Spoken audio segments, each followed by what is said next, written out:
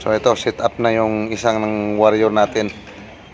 So meron tayong motor dito. Yan, starter motor lang ito. Tapos nilagyan natin ng B-belt at saka multi-group.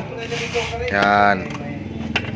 Para pag ibigay natin sa customer or i-release na yung alternator, makikita natin kung kumakarga ba ito or short ba. Yan.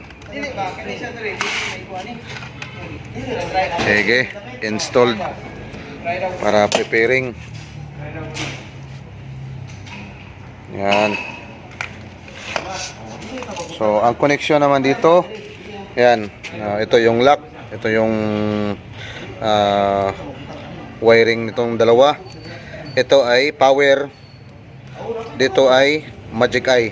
So sige, proceed.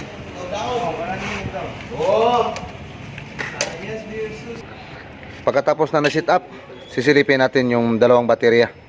So ito ay para sa motor, yung isang battery. Ito naman para sa mag-monitor ng charge ng alternator natin. So ito, sisilipin natin kung kakarga ba siya. Sige, start. Iyon. Up. Start uli. Yun, makikita natin sa amperes is good.